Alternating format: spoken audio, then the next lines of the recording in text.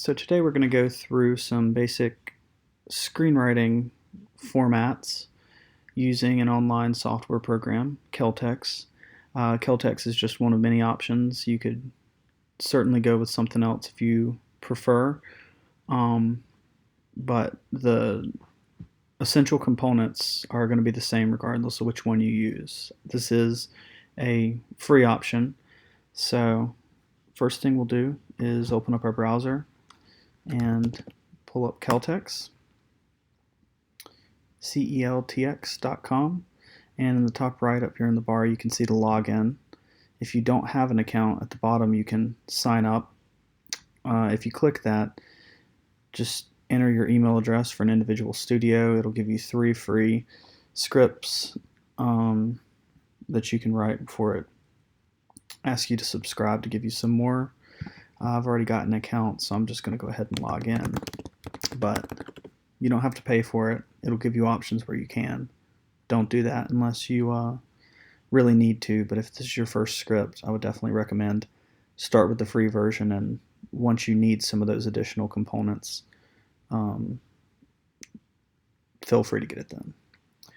Okay, so your screen should start something like this, and then over here on the side you'll see a new project option. So I'm just going to click it, and a pop-up is going to ask what kind of project do we want to create. Today we're going to open film and TV because we need a script. So I'm just going to call this script writing format. And it's not an episode.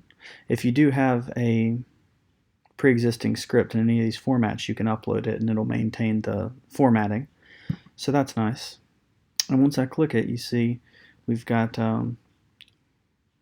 all these other options. So it's just trying to upsell you on buying the studio version. So you've got everything from budgeting, creating a shot list or a script breakdown, storyboards, index cards that you can use. I use actual index cards. They're cheaper, and I can have them beside of me as I'm working on the computer. But different people like different things, so you may want to try it out sometime. Up here at the top, we're just going to click script writing format, and then a new window is going to open, and it's going to be our blank page that is the start of the script. So we've got a few windows. These may or may not be open on the side of your screen. It doesn't really matter either way. I like mine minimal, so I'll leave it this way. The first thing we're going to do is go up here to Actions. And under Actions, we're going to click Edit Title Page.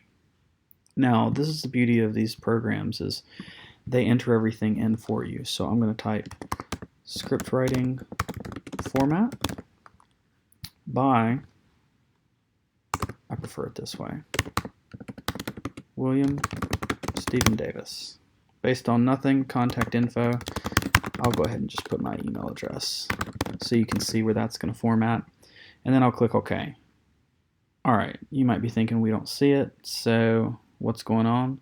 Well, it's saved. It's told us that. And if we want to create a PDF, it's as simple as clicking here, and it's going to pop up a print preview. So here in this print preview, you can see here's a larger version of what was just there, script writing format by William Stephen Davis, and there's my email address. Now, could you do this on a typewriter? Absolutely. That's why we use Courier New. They started on typewriters. But for you to tab over into the right spaces and do all this, it's going to take some counting and practice, so this is much easier. Now, we only have one page so far because we haven't written the script, so let's go ahead and start writing the body of the script now. This gray bar on the top, which says 1 beside of it, is going to be your scene heading. Now, that gray color is not going to actually be there when you finalize the script. It's just for ease of visual reference. As you're writing your screenplays and you have new scenes, you can kind of look through, and it's going to number off the scenes to the side, which isn't necessarily something that has to show in your script, especially if you're doing a spec or speculative script versus a shooting script. So the first thing, all scenes need to start with either INT or EXT. INT is interior, EXT is exterior. So right now I'm in my living room, so I'm just going to type living room, and if it's day, I'll type day. And I can just say Will sits at his computer typing to the viewers.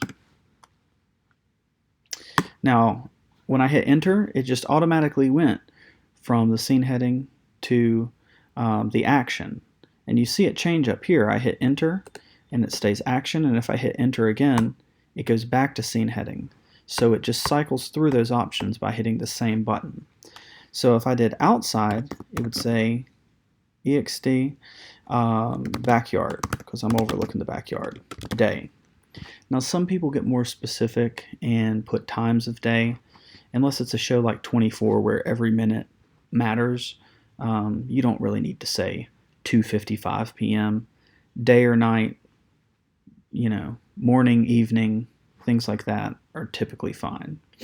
Now, how do you know if you should put INT or EXT? Think of it from the viewpoint of the camera. If the camera's inside, then it would be interior. If the camera's outside, exterior.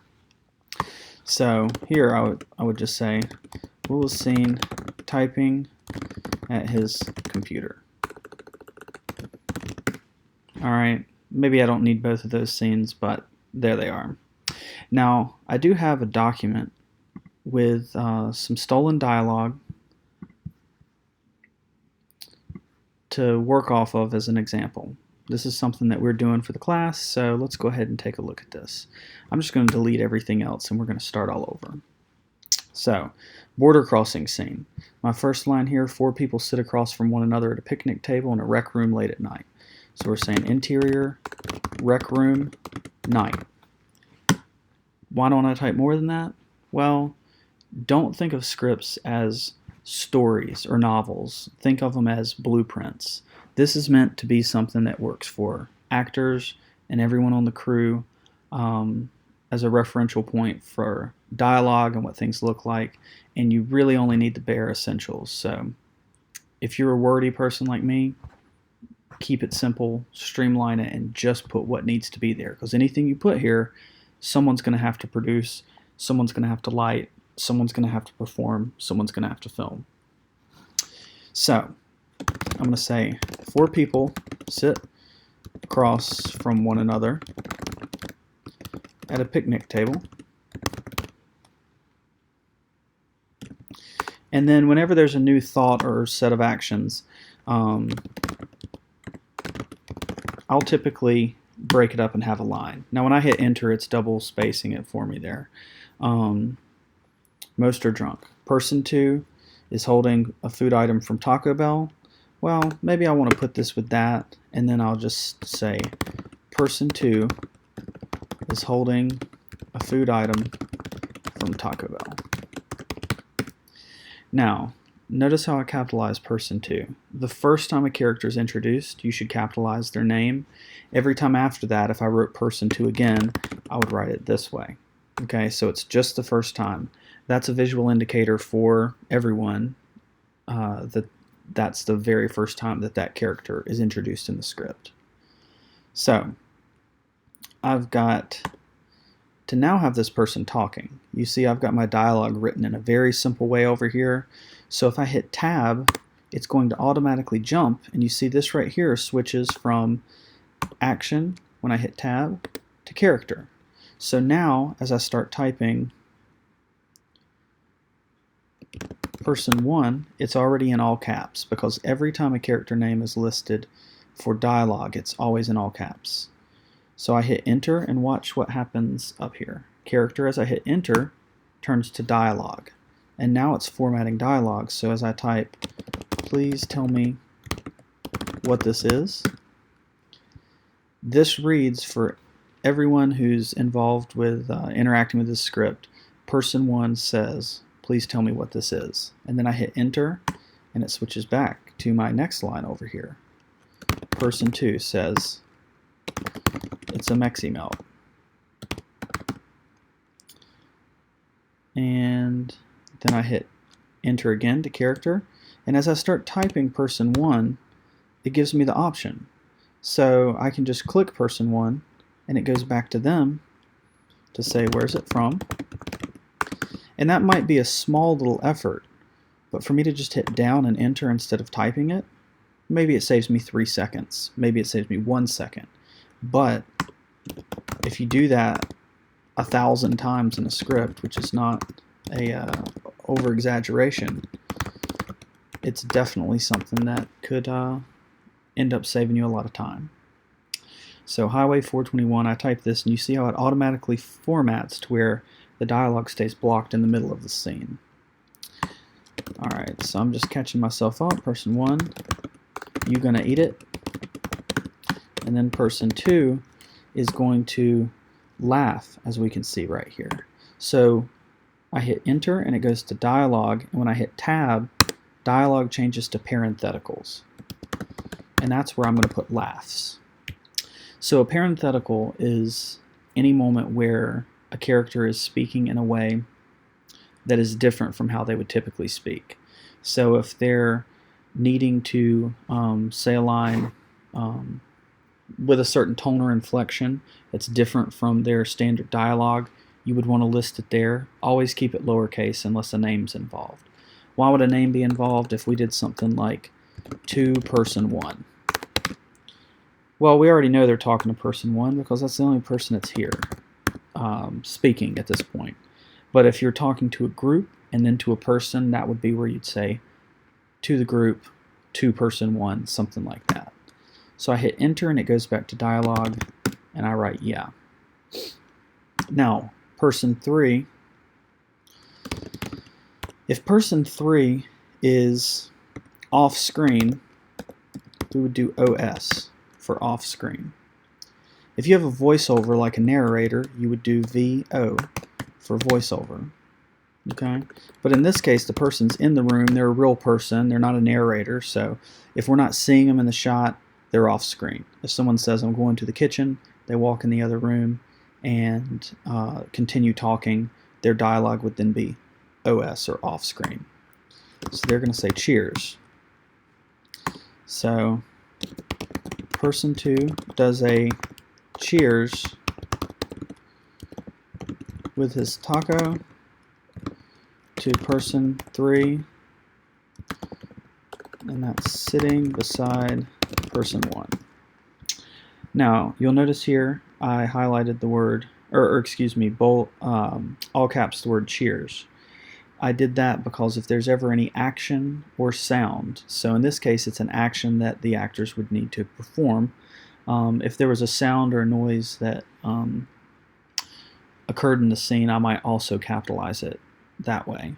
In my opinion, you don't want to use these too much, or the entire script just looks like it's been capitalized. It's the same as if you're taking notes in a book. You don't want to highlight every line because that's the same as not highlighting any line. So use it sparingly, and it helps draw attention to that's something that takes place. How do you decide when to use it? If it doesn't affect the action or the story in some sort of way, maybe you don't capitalize it, or vice versa. Alright, so person 1 laughs at the exchange. I say they, we need to clarify. Person 2 and person 3 both take a big bite and chew for a while. So, person 1 laughs at the exchange. I'm breaking that up because I want to make sure that they see their action. I could, if I really wanted, to break this up and put this down here so that each person or set of people know what to do. So person 3, this is interesting. Person 3, since they were the last person to talk, we're going to do continued. Unless the scene changes, if the same person talks without someone talking between them, you need to put CONT''D for continued beside of them. That way, everyone will know there wasn't another line between there, and whoever the actor is for person 3 will know they're the one that's going to be speaking after their last line. They're not waiting for someone else. So following along my script, so good. You can see it's taken about the same amount of space, maybe a little bit longer is what we've got here. But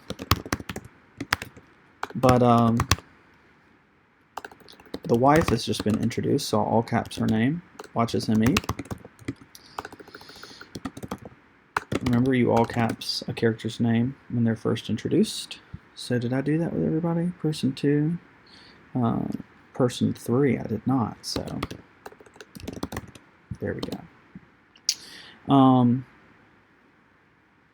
So she watches me, and then we'll say wife. In general, also, don't call your characters person 1, person 2, person 3. Think about how lame that would be if you're an actor and you're like, I just got cast in a role. Oh, what role are you playing? Oh, I'm person 2. Like, okay, so that role sucks. Give them a name, even if it's a plain name. Matt, John, and Jim. Change them to something. And wife, we can probably do better, but we'll just go with it for now. And she says, are you happy right now, baby? That you have a Mexi melt? The scene really took place, too. That's why it's so awkward. And then person 2 says, tastes like hometown.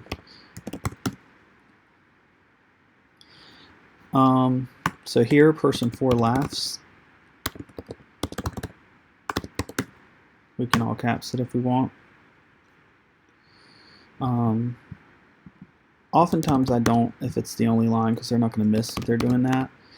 The biggest thing to keep in mind is that there's no single way that you have to do these sorts of things. You can continue to eat there talking. You can do this however you wish. So as long as you're consistent, consistency is the biggest thing. So the elements, just to kind of look again, scene heading, action, capitalize the character's name when they first come up. You want it to be in the character setting for their names. The dialogue will be underneath that, and then if there's a specific way or direction that they're speaking, that would be a parenthetical. You can always, as you get a new line, just select from this list what you want. Okay? Now there's other options here. You can have a transition. So if this scene is going to cut to something else, I would just say cut to, hit enter, and then let's say we're outside of the rec room at night and someone's watching them hang out or whatever. That could take place. In general, I leave off cut tos as well as shots when I'm first writing a script. When you first write a script, it is most likely going to be a spec script that is something you are trying to get made, and then the script that you're going to use as your actual shooting script will be one that includes some more detailed things from scene numbers, maybe shots or lenses, and more of these directions that will assist the cinematographer and editor and other crew members who are looking at it. With the first script, really focus on getting the formatting right, and you'll be fine. So, let's say I'm finished with this now. I'm going to go up here to the print PDF option, click it, and now here's a small preview, and it says pages 1 of 3, so I can click and see that, and then, oh, there's my scene 3. Now it's got this continued option that it's just automatically put to link the scenes together. If I want that, I can have it. If not, I can uncheck it, and then you'll see it is taken off of the bottom. Alright. The same thing with show dialogue breaks. That means if someone's talking here and there's more on the next page, it would say that. I typically leave that so that the actors who have those lines know when to read it.